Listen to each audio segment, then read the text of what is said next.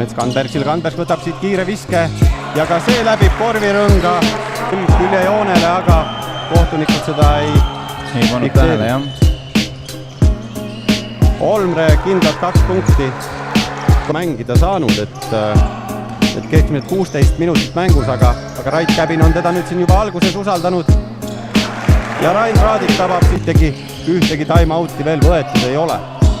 Ja Svigurs lõikab selle Vujovitši palli vahelt, oli väga loakas sööt, 2 punkti juurde, vahe minimaalne.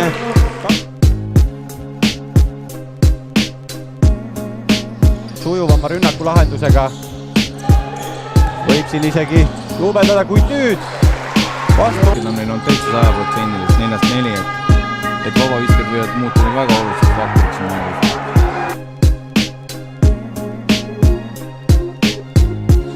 Mängijatelt.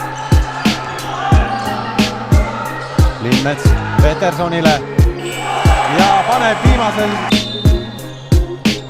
vastutasuks heale mängule annab Rait Käbin Järvelanenile ka ilmselt minutikese puhkust nüüd. Ja mängu tuleb Vujovitš, kes lahendab. Ei ole kolmas veerandaegki lõppenud, kui juba kaksiktuubel mehel kirjas. Üle platsi mees laupalli. Ja nüüd Svigurs näitab seda, mida võib-olla televaatajad väga tihti ei näe. Neid lahendusi ette võtta. Annab Svigursile, kellel on Olmre vastu pikkus eelis. Kuid noormees on väga hästi kaitses vastas. Peterson, kes korra juba suutsanud viimase sekundi 3 suutsa puu. Tuleb ikka agressiivsemalt lauda minna.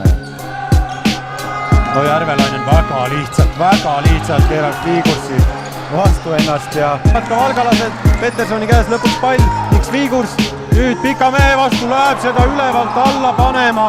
See ei õnnestu.